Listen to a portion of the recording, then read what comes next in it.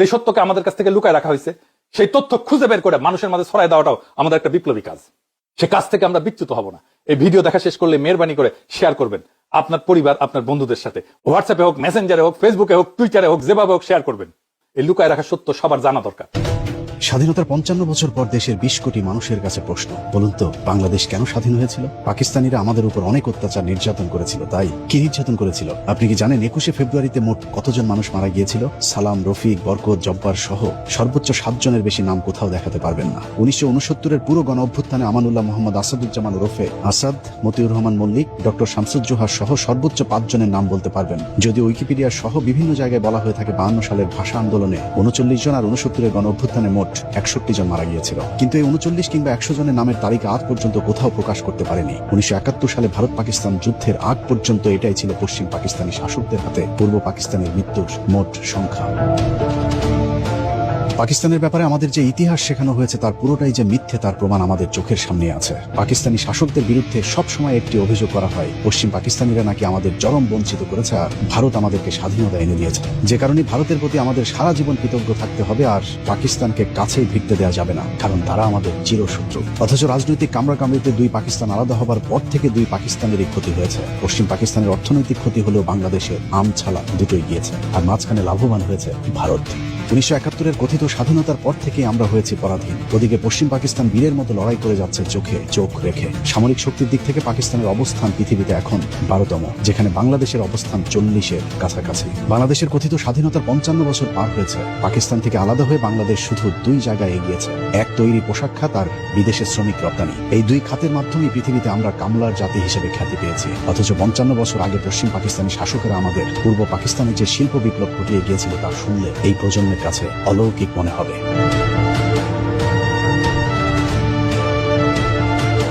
পশ্চিম পাকিস্তান ছিল পৃথিবীর প্রাচীন সভ্যতার অগ্রগামী জনপদের একটি। 1947 সালে ব্রিটিশরা ভারত ছেড়ে যাবার সময় বাংলাদেশ অর্থাৎ পূর্ব পাকিস্তানে ছিল শুধু একটি বিশ্ববিদ্যালয়, অথচ পশ্চিম পাকিস্তানে তখন 11টি বিশ্বের বিখ্যাত বিশ্ববিদ্যালয় ছিল। বিদ্যে বুদ্ধি সব দিক থেকে এগিয়ে থেকেও তারা আমাদের অবহেলা করেনি, বরং টেনে তুলে ধরতে চেয়েছিল। যদিও আমাদের চেতনার যাতনা 23 বছরের বেশি 2 পাকিস্তানকে একসাথে থাকতে দেয়নি।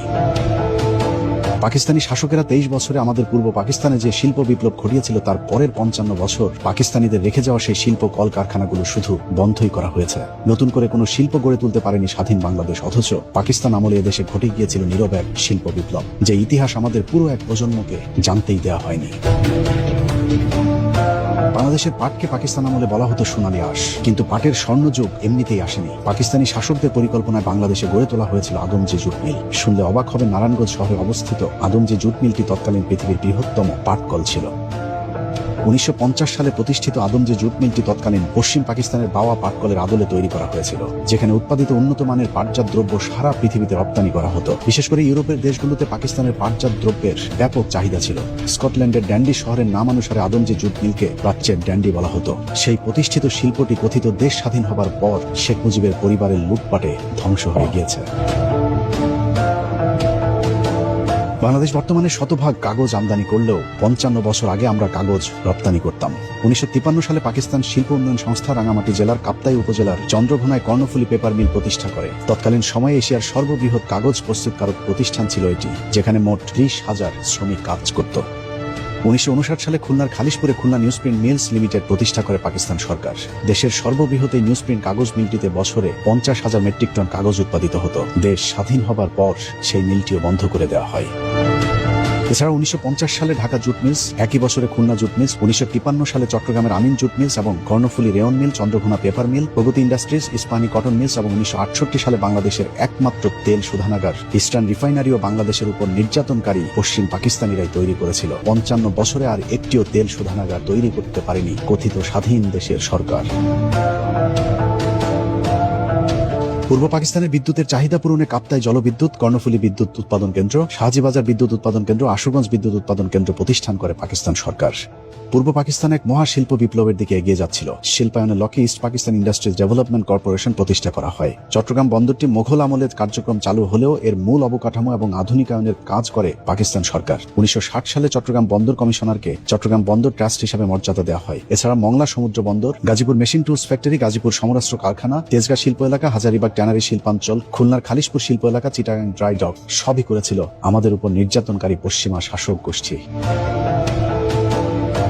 অনেক চেতনাধারীরা আবার বলে থাকে পূর্ব পাকিস্তানের মিল কল কারখানায় উপার্জিত অর্থ নাকি পশ্চিম পাকিস্তানিরা সব নিয়ে যেত, কিন্তু পূর্ব পাকিস্তানের কোনো উন্নয়ন তারা করত না। চলুন পশ্চিম পাকিস্তানিরা এদেশের মানুষের কল্যাণে কতটা আন্তরিক ছিল সেটা একটু দেখা যাক।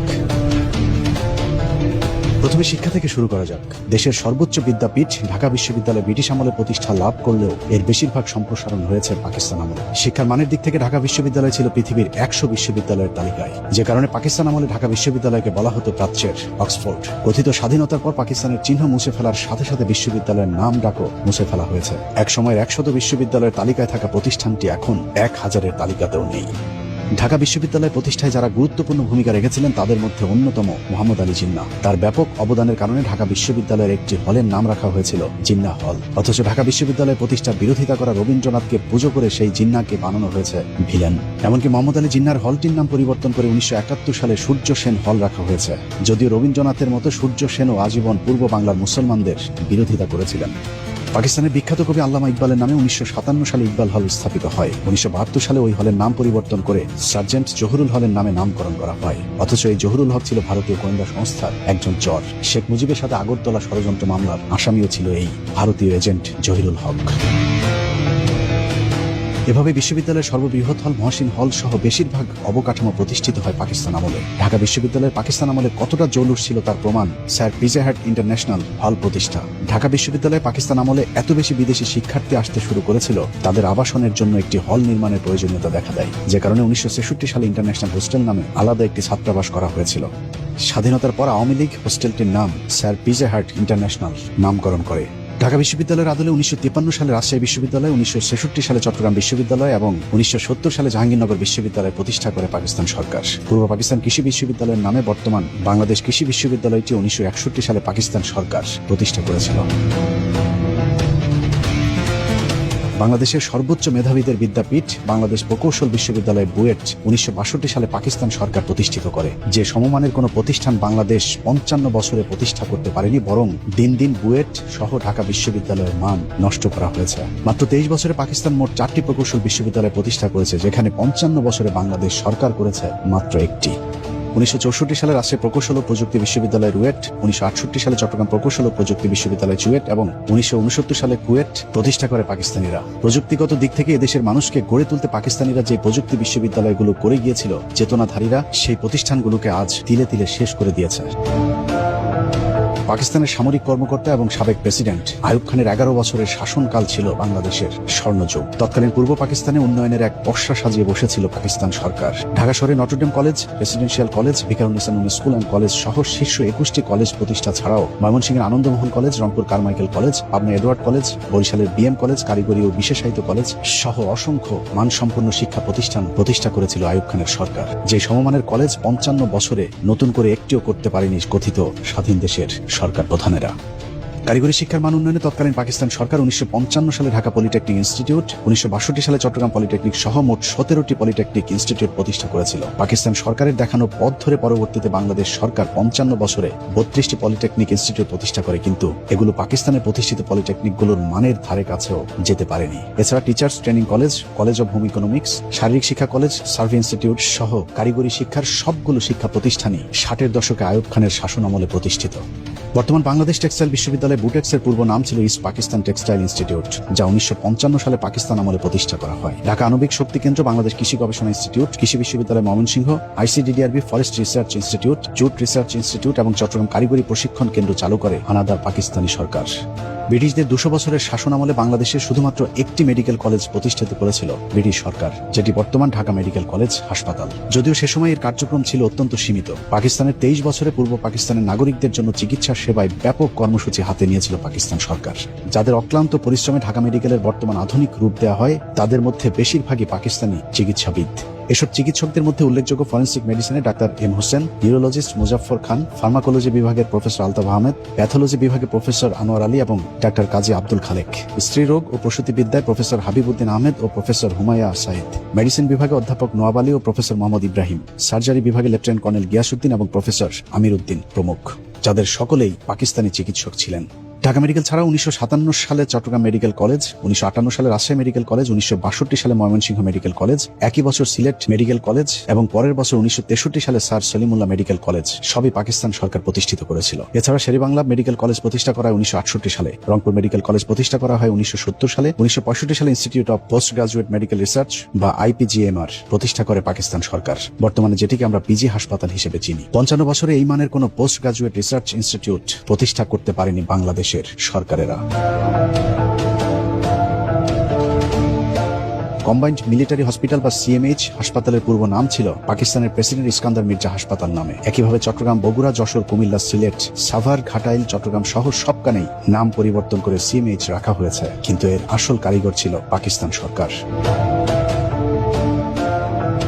অনেকে বলে থাকে সশস্ত্র বাহিনীর চাকরির ক্ষেত্রে পাকিস্তানকে বঞ্চিত করা হতো, কিন্তু বাস্তবতা হলো সুঠাম দেহের অধিকারী পাকিস্তানিদের জন্য ব্রিটিশ এবং জার্মানির আদলে অনেক আগে থেকে ক্যাডেট কলেজ প্রতিষ্ঠা করা হয়েছিল পশ্চিম পাকিস্তানে, কিন্তু পূর্ব পাকিস্তানে 1947 সালের আগ পর্যন্ত কোনো ক্যাডেট কলেজে ছিল না। পশ্চিম পাকিস্তানের সরকার সেই বৈষম্য দূর করতে 1958 সালে ফৌজদারহাট ক্যাডেট কলেজ, 1963 সালে ঝিনাইদহ ক্যাডেট কলেজ এবং মির্জাপুর ক্যাডেট কলেজ, সবশেষ 1965 সালে রাজশাহী ক্যাডেট কলেজ প্রতিষ্ঠা করেছিল পাকিস্তান সরকার, যাতে পূর্ব পাকিস্তানের নাগরিকেরাও সশস্ত্র বাহিনীতে যোগদানের জন্য দক্ষ হয়ে উঠতে পারে। এখনো পাকিস্তান সরকারের তৈরি করে দিয়ে যাওয়া সেই ক্যাডেট কলেজগুলোই বাংলাদেশ সেনাবাহিনীকে টিকিয়ে রেখেছে। এছাড়া দক্ষ নৌবাহিনী গড়ে তোলার লক্ষ্যে 1962 সালে প্রতিষ্ঠা করা হয় দ্য মার্কেন্টাইল মেরিন একাডেমি, বর্তমানে যার নাম বাংলাদেশ মেরিন একাডেমি। সেটি এখন পর্যন্ত দেশের নৌবাহিনীর প্রধান শক্তির উৎস। বাংলাদেশকে একটি আধুনিক ও শিল্পোন্নত পরিকল্পিত দেশ হিসেবে গড়ে তুলতে পাকিস্তান সরকার যা যা করা প্রয়োজন সবই শুরু করেছিল। ঢাকা শহরের গুলশান, বনানী, ধানমন্ডির মতো পরিকল্পিত আবাসিক এলাকাগুলো পাকিস্তান সরকারের পরিকল্পনায় করা। সম্প্রতি পূর্বাচল ও বসুন্ধরা আবাসিক এলাকা ছাড়া 71-এর পর এদেশের সরকার কোনো পরিকল্পিত আবাসন গড়ে তুলতে পারেনি। অবকাঠামোগত দিক থেকে বাংলাদেশের স্বর্ণযুগ ছিল পাকিস্তান আমল। ঢাকা চট্টগ্রাম, ঢাকা রাজশাহী, ঢাকা সিলেট, ঢাকা খুলনা সহ দেশের প্রায় সবকটি মহাসড়ক পাকিস্তান আমলে নির্মাণ করা হয়েছিল। এছাড়াও দেশের গুরুত্বপূর্ণ প্রায় সকল অবকাঠামোগুলো পাকিস্তান সরকারের করা, যেমন 1968 সালে চালু করা হয় কমলাপুর স্টেশন, যা তৎকালীন পৃথিবীর অন্যতম নির্মাণ শৈলীর একটি। শাসন ব্যবস্থায় সমতার লক্ষ্যে পাকিস্তান সরকার 1961 সালে জাতীয় সংসদ ভবনের নির্মাণ শুরু করে, যা এখনো আধুনিক স্থাপত্য হিসেবে বিবেচিত হয়। এছাড়া বাইতুল মোকাররম, ইসলামিক একাডেমি বা বর্তমান ইসলামিক ফাউন্ডেশন, মিরপুর চিড়িয়াখানা, কুর্মিটোলা বিমানবন্দর, বাংলা একাডেমি, রামপুরা টেলিভিশন ভবন, ঢাকা স্টেডিয়াম, ঢাকা জাদুঘর, হোটেল ইন্টারকন্টিনেন্টাল সহ বেশিরভাগ প্রতিষ্ঠানগুলো পাকিস্তান সরকারের হাত ধরে প্রতিষ্ঠিত। কথিত স্বাধীনতার পর শেখ পরিবার আর আওয়ামী লীগের দলীয়করণ আর লুটপাটে নতুন কোনো প্রতিষ্ঠান গড়তে পারেনি, বরং পাকিস্তানে রেখে যাওয়া প্রতিষ্ঠানগুলোকে ধ্বংস করে দেওয়া হয়েছে দিন দিন। বাংলাদেশ বেতার 1939 সালে ব্রিটিশ আমলে প্রতিষ্ঠিত হলেও রাজশাহী, চট্টগ্রাম, খুলনা, রংপুর, সিলেট বেতার কেন্দ্র প্রতিষ্ঠা করে পাকিস্তান সরকার। ঢাকা নিউ মার্কেট সহ সারা দেশের জেলা ও বিভাগীয় শহরগুলিতে নিউ মার্কেট গড়ে তোলার পরিকল্পনাও পাকিস্তান সরকারের। 1971-এর পর গেল 55 বছরে বাংলাদেশের যত উন্নয়ন হয়েছে, দুই পাকিস্তান একসাথে থাকলে এসব উন্নয়ন আরো 50 বছর আগে হতো। বাংলাদেশের মানুষের কাছে রূপপুর পারমাণবিক বিদ্যুৎ কেন্দ্র নতুন বিষয়, কিন্তু জেনে অবাক হবেন রূপপুর পারমাণবিক বিদ্যুৎ কেন্দ্রের কাজ শুরু হয়েছিল 1961 সালে। সম্ভাব্য জায়গা হিসেবে রূপপুরে নির্ধারিত হয়েছিল বিদ্যুৎ কেন্দ্রটি। সেই লক্ষ্যে মার্কিন সরকারের কাছ থেকে অর্থ এবং প্রকল্প রক্ষণাবেক্ষণের জন্য প্রায় 200 কর্মকর্তাকে বিদেশে প্রশিক্ষণের জন্য পাঠানো হয়েছিল। এছাড়া 90-এর দশকে উদ্বোধন হওয়া যমুনা সেতুর প্রস্তাবও 1966 সালের অধিবেশনে পাশ করা হয়েছিল। পাকিস্তান সরকারের এসব কর্মকাণ্ড এখনো উইকিপিডিয়াতে দলিল হিসেবে রয়েছে। শুধু অবকাঠামোগত উন্নয়ন নয়, বাংলাদেশের সব অর্জনের গোড়াপত্তন হয়েছিল পাকিস্তান আমলে, আর কথিত স্বাধীনতার মধ্য দিয়ে আমরা সব হারিয়েছি। এই ধরুন 60-70-এর দশকে পশ্চিম পাকিস্তানিরা পূর্ব পাকিস্তানের ফুটবল আর ক্রিকেটে যে উন্নয়ন করে দিয়ে গিয়েছিল, তারই ধারাবাহিকতায় 80-90-এর দশক পর্যন্ত চলেছে বাংলাদেশ। 90-এর দশক পর্যন্ত ফুটবলের যে জনপ্রিয়তা ছিল, সেই ধারাবাহিকতা রক্ষা করতে পারলে বাংলাদেশ এখন হয়তো বিশ্বকাপের মঞ্চে খেলত। তৎকালীন সময় আবাহনী মোহামেডান ফাইনাল খেলাকে কেন্দ্র করে সরকারি ছুটি পর্যন্ত দিতে বাধ্য হয়েছিল তখনকার সরকার। অনেকেই বলে থাকেন পূর্ব পাকিস্তানিদের নাকি তেমন পাত্তা দিত না পশ্চিম পাকিস্তানিরা, অথচ 1970 সালেও যুক্ত পাকিস্তান ফুটবল দলের অধিনায়ক ছিলেন বর্তমান সংসদের মাননীয় স্পিকার মেজর হাফিজউদ্দিন আহমেদ। ফুটবলের সেই সোনালির সময় এখন আর নেই। 1997 সালে কেনিয়ার সাথে নাটকীয়ভাবে আইসিসির সেই ম্যাচ না জিতলে ক্রিকেটেও হয়তো বাংলাদেশ একদিন হারিয়ে যেত, অথচ ক্রিকেটের উন্নয়নও সেই পাকিস্তানের হাত ধরেই শুরু হয়েছিল। বাংলাদেশের জীবন্ত কিংবদন্তি রাকিবুল হাসান সহ যেসব তারকাদের হাত ধরে বাংলাদেশ ক্রিকেট উঠে দাঁড়িয়েছিল, তারা সবাই পাকিস্তান জাতীয় ক্রিকেট দলের সদস্য। তাদের কারণে আমরা আজ বিশ্ব ক্রিকেটের শক্তিশালী দল হিসেবে পরিচিতি পেয়েছি। একই অবস্থা সংস্কৃতি অঙ্গনেও। বাংলাদেশ চলচ্চিত্রের যত নক্ষত্র সবই পাকিস্তানের তৈরি।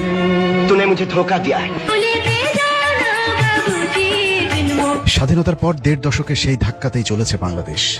কথিত স্বাধীনতার মাধ্যমে আমরা পেয়েছি জাহেদ খানার, মমতাজদের মতো শিল্পী। বাংলাদেশের পাকিস্তান আমলে পাওয়া সব অর্জন ধ্বংস করে বাংলাদেশের মানুষ এখন পুরোপুরি ভারতের সংস্কৃতি নির্ভর হয়ে উঠেছে।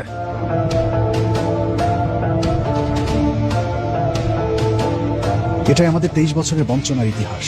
এবার চলুন কথিত স্বাধীনতার ৫৫ বছরে আমরা কতটুকু এগিয়েছি সেটা দেখা যাক। ৫৫ বছরে আমরা ঢাকা বিশ্ববিদ্যালয়ে শুধু একটি আলোচিত শাখা খুলতে পেরেছি, সেটা হলো চারুকলা। এই শাখায় পড়ুয়া বিজ্ঞানীরা প্রতি বছর বিশাল বিশাল মিসাইল, রকেট, স্যাটেলাইট উৎপাদন সহ নানা ধরনের আধুনিক জ্ঞান বিজ্ঞানের শাখায় বিচরণ করছে। ৫৫ বছরে বাংলাদেশ সবচেয়ে বেশি এগিয়েছে নারীদের ক্ষমতায়নে। প্রতিটি অফিস আদালতে এখন নারীরা সেখানকার পুরুষদের লালসার শিকার। দেশ পেরিয়ে নারীদেরকে এখন পাঠানো হচ্ছে বিদেশে, সেখানে সকালে বাবার, দুপুরে ছেলের আর রাতে মেয়ে জামাইয়ের ধর্ষণের শিকার হচ্ছে আমাদের মা বোনেরা। আরেকটি খাতে উন্নতি হয়েছে, তা হলো তৈরি পোশাক শিল্প। অন্যের সুতা, অন্যের কাপড়, অন্যের করা অর্ডার বাংলাদেশে এনে কাপড় তৈরির পর অন্যের কাছে পাঠিয়ে দিয়ে যে আয় রোজগার হয়, তা দিয়ে বাংলাদেশের কিছু গার্মেন্টস ব্যবসায়ীর পকেট ভারী হয়, কিন্তু দেশের কিংবা গার্মেন্টস শ্রমিকদের কোনো উন্নতি হয় না। ইদানিং টিকটক শিল্পের ব্যাপক বিস্তার করেছে। ঘরে ঘরে এখন টিকটকার, নারী পুরুষের অশালীন অঙ্গভঙ্গি আর বেহাইয়াপনায় ছেয়ে গেছে সোশ্যাল মিডিয়া। সব মিলিয়ে চারিদিকে পরকীয়া, বিবাহ বিচ্ছেদ, পারিবারিক অশান্তি যেন এক মহামারী রূপ ধারণ করেছে। ভণ্ড রাজনীতিবিদদের বক্তৃতায় আমাদেরকে বীরের জাতি হিসেবে পরিচয় দিলেও সারা দুনিয়ায় আমাদেরকে বানিয়ে রাখা হয়েছে ভিখারির জাতি। কোথাও এই জাতিকে সম্মান দেওয়া হয় না। কথিত স্বাধীনতার পর সবচেয়ে বেশি লাভ যেটা হয়েছে তা হলো শেখ পরিবারের। শেখ পরিবার আর আওয়ামী লীগের লুটপাটের স্বাধীনতার পর ৩.৫ বছরে না খেয়ে মারা যায় ১৫ লাখ মানুষ। আওয়ামী লীগের তৈরি রক্ষী বাহিনীর নৃশংসতায় মারা গিয়েছিল আরো ৪৫,০০০ মানুষ। পাকিস্তানিদের ২৩ বছরে পুরো পূর্ব পাকিস্তানের ধর্ষণের মামলা হয়েছিল মাত্র ১,৬৭৪টি। আর কথিত স্বাধীনতার পর শুধুমাত্র ৭৫ পর্যন্তই বাংলাদেশে মোট ধর্ষণের মামলার সংখ্যা ছিল ১১,৩২৬টি। তারপরেও এই স্বাধীনতাকে বাঙালির চরম পাওয়া হিসাবে প্রতিষ্ঠিত করা হয়েছে, আর পাকিস্তানকে বানানো হয়েছে চিরশত্রু। কথিত সেই স্বাধীনতা যুদ্ধেরও প্রতিটি পরতে পরতে রয়েছে মিথ্যা আর অসত্যের ধূম্রজাল। বলা হয়ে থাকে পাকিস্তানিরা আমাদের ৩০ লাখ মানুষকে হত্যা করেছে, ২ লাখ মা বোনদেরকে ধর্ষণ করেছে, অথচ ৩০ লাখ মানুষ মারা গেলে প্রতি গ্রামে অন্তত ৪৫ জন করে মানুষ মারা যাওয়ার কথা, কিন্তু ৪৫ গ্রামে খুঁজেও পাকিস্তানি হানাদার বাহিনীর হাতে মৃত্যুবরণ করেছে এমন একজন মানুষকেও খুঁজে পাওয়া যাবে না। এলে না ওই যে মুক্ত উদাহরণে ৭ দোকানদার যে মহিলা ও কি বীরাঙ্গনা নেই, ৭১ সালে জন্ম হয়নি। চৌগাছা এলাকা হলো যশোর একটা অংশ, যেখানে ট্যাঙ্ক যুদ্ধ হয়েছে। এখানে ১০ জন নারীর ধর্ষণের কথা বলা হয়েছে। আমি সরজমিনে যাই, কোনো নারীকে পাই নাই। নারী পাওয়া গেছে, কেউ স্বীকার করে না আমরা রেপ হয়নি, মিথ্যা কথা। কথিত ৩০ লাখ শহীদের ৩০,০০০-এর নামও আজ পর্যন্ত কোনো সংস্থা দিতে পারেনি। এমনকি বাংলাদেশ সরকারের পক্ষ থেকে বারবার আবেদন করার পরেও জাতিসংঘ ১৯৭১ সালের মুক্তিযুদ্ধের ঘটনাকে গণহত্যা হিসেবে স্বীকৃতি দেয়নি। তারপরেও ভারতের তৈরি করা ইতিহাসের গীত আমরা ৫৫ বছর ধরে গেয়েই চলেছি। ২ লাখ ধর্ষণের যে আজগুবি গল্প বানানো হয়েছিল, সেগুলিও মিথ্যা, ভিত্তিহীন। সারা দেশে ঘুরে যে কজন কথিত বীরাঙ্গনা পাওয়া যাবে, তারাও এলাকায় চিহ্নিত দেহ ব্যবসায়ী। কেউ কেউ সরকারি ভাতার জন্য নিজেদের নামের সাথে স্বীকৃতি মেরে দেখি নেতায়। যুদ্ধের সময় মুজিবের সাথে কোথায় দেখা হচ্ছিল আপনাদের? গোপালগঞ্জে। গোপালগঞ্জ না ঢাকা বয়ে জানি প্রত্যেকদিন হাত দেয়, নাহলে দূর থেকে ৫০০ আমি মারছি। এভাবে পাকিস্তানিদের সাথে আমাদের চরম দূরত্ব তৈরি করে আমাদেরকে পরাধীন করে রেখেছে ভারত। একটি স্বাধীন জাতি হিসেবে ন্যূনতম সম্মানটুকু আমাদের নেই। পৃথিবীর সবচেয়ে ভয়ঙ্করতম সীমান্তে আমরা বসবাস করি, যেখানে প্রতিদিন পাখির মতো মানুষ হত্যা করলেও তার কোনো বিচার নেই। অথচ পাকিস্তান আর্থিকভাবে খুব সচ্ছল হতে না পারলেও তারা সম্মান নিয়ে বেঁচে আছে। ৭১-এর যুদ্ধের ধকল এখনো কাটিয়ে উঠতে পারেনি দেশটি। যদিও পাকিস্তানের ব্যাপারে আমাদেরকে যেভাবে জানানো হয়, পরিস্থিতি তার সম্পূর্ণ বিপরীত। বাংলাদেশের মানুষকে, বিশেষ করে শাহরিয়ার কবির, বাংকার যোদ্ধা, জাফর ইকবালদের মতো কিছু প্রগতিশীলদেরকে যদি জিজ্ঞেস করা হয় পাকিস্তান সম্পর্কে ২-৪ লাইন বলে যান, তাহলে তারা আপনার সামনে যে চিত্র তুলে ধরবে তা যদি সার সংক্ষেপ করা হয়, তাহলে ঠিক এমন দাঁড়াবে। পাকিস্তান অত্যন্ত গরিব, পিছিয়ে পড়া একটি দেশ। এই দেশে স্কুল, কলেজ কিছুই নেই, শুধু কয়েকটি কওমি মাদ্রাসা আছে যেখানে ককটেল বানানোর প্রশিক্ষণ দেওয়া হয়, যেই ককটেল দিয়ে ভারতের সাথে সীমান্তে তারা যুদ্ধ করছে। পাকিস্তানে কোনো মিল, কল কারখানা কিছুই নেই, যে কারণেই তারা তাদের নিত্য প্রয়োজনীয় জিনিস থেকে শুরু করে ইলেকট্রিক পণ্য, এমনকি মোটরসাইকেল, গাড়ি সবই বাংলাদেশ থেকে আমদানি করে। ওই দেশে কোনো রাস্তাঘাট, ফ্লাইওভার তো দূরের কথা, পায়ে হাঁটার মতো কোনো রাস্তাও তৈরি করতে পারেনি পাকিস্তান সরকার। পাকিস্তানের নারীরা কাঁথা কম্বল গায়ে দিয়ে রাস্তায় বের হয়। লেখাপড়া, চাকরি বাকরি তো দূরের কথা, কোনো নারী রাস্তায় বের হলেই তার গলা কেটে ফেলে পাকিস্তানিরা। কিন্তু বাস্তবতা অন্যরকম। পাকিস্তান এখন পৃথিবীর অন্যতম পরাশক্তি। তারা নিজেরাই এখন ফাইটার জেট তৈরি করছে। মহাকাশেও আমেরিকা, চীনের সাথে তাল মিলিয়ে চলছে পাকিস্তান। ভারতের সাথে পাল্লা দিয়ে সামরিক খাতে বিশাল বিনিয়োগের কারণে অন্যান্য ক্ষেত্রে কিছুটা পিছিয়ে পড়লেও তাদের অবকাঠামোগত উন্নয়ন ঈর্ষণীয়। বিশাল বিশাল সেতু, সড়ক, মহাসড়ক, পর্যটন জোন, চীনের সাথে পৃথিবীর সবচেয়ে ব্যয়বহুল কারাকোরাম হাইওয়ে থেকে শুরু করে কি নেই এখন পাকিস্তানের। দক্ষিণ এশিয়ার সবচেয়ে পরিকল্পিত শহর পাকিস্তানের রাজধানী ইসলামাবাদ। পাকিস্তানের উত্তরাঞ্চলে অবস্থিত গিলগিট বাল্টিস্তানকে বলা হয় প্রাচ্যের সুইজারল্যান্ড। পাকিস্তানের এত সব সফলতার পরেও ভারতীয় মিডিয়ার দাপটে বিশ্বের বুকে কোন ঠাসা দেশটি। ভারতের অর্থে পাকিস্তানের ভেতরে বিভিন্ন সন্ত্রাসী সংগঠন ইসলামের নামে সন্ত্রাসবাদ চালিয়ে যাচ্ছে। পৃথিবীর কাছে পাকিস্তানকে উপস্থাপন করা হয়েছে এক সন্ত্রাসবাদী রাষ্ট্র হিসেবে, যে কারণে সারা বিশ্বে নেতিবাচক রূপে উপস্থাপিত হচ্ছে পাকিস্তান। সে একই কৌশল বাংলাদেশের বাস্তবায়নের ষড়যন্ত্র চালিয়ে যাচ্ছে ভারত। এর আগে 5ই আগস্টের আগে কৃত্রিম জঙ্গি নাটক সাজিয়ে বাংলাদেশের মানুষকে হত্যা করেছে তারা, কিন্তু 5 তারিখের পর আওয়ামী লীগ নেই, জঙ্গিও নেই। পুরাতন কৌশলে সুবিধা করতে না পেরে তেহরিকি তালেবানের নামে ভারতীয় গোয়েন্দা সংস্থা নতুন খেলা শুরু করেছে, কিন্তু সেখানেও বাঁধ সেজেছে পাকিস্তান। ভারতীয় সেই ষড়যন্ত্রের হাত থেকে পাকিস্তান বাংলাদেশকে বাঁচিয়েছে, যে কারণে বাংলাদেশের আসন্ন বিপদ থেকে বাঁচার জন্য পাকিস্তানের সাথে এক হয়ে লড়তে হবে ভারতের বিরুদ্ধে। দুই পাকিস্তান একসাথে থাকার 23 বছরে পশ্চিম পাকিস্তানিরা আমাদের সাথে কি আচরণ করেছে সেটা শুরুতেই আলোচনা করা হয়েছে। তারপরেও যুক্তির খাতিরে মনে করুন পাকিস্তান আমাদের সাথে অনেক বৈষম্য করেছে, তারপরেও পাকিস্তানকে আমাদের দরকার, কারণ শত্রুর শত্রু সবসময় বন্ধু। পাকিস্তান বাংলাদেশকে সব ধরনের সামরিক সহযোগিতা দিতে প্রস্তুত, অতএব পাকিস্তানকে আমাদের বন্ধুর মতো পাশে চাই। যারা 71-এর অজুহাতে পাকিস্তানের সাথে বাংলাদেশের সম্পর্ক নষ্ট করতে চাইবে তারাই ভারতীয় আসল দালাল। তারা সবসময় চায় আমরা ভারতের মুখাপেক্ষী হয়ে থাকি। 71 সালের যুদ্ধকে বারবার টেনে এনে দুই পাকিস্তানের মধ্যে সম্পর্কের ফাটল ধরানো হয়। পাকিস্তানের মানুষ যখন পারমাণবিক শক্তি অর্জন করে মঙ্গল গ্রহে যাবার গবেষণা করছে, চেতনার বাংলাদেশ তখন মঙ্গল শোভাযাত্রা নিয়ে ব্যস্ত। অতএব সময় এসেছে সিদ্ধান্ত নেবার। মাথা উঁচু করে থাকতে চায় বাঙালি জাতি, পরাধীন হয়ে পৃথিবীর কোনো শক্তির কাছেই মাথা নত না করে সোজা হয়ে দাঁড়াতে চাই। আল্লাহ হাফেজ।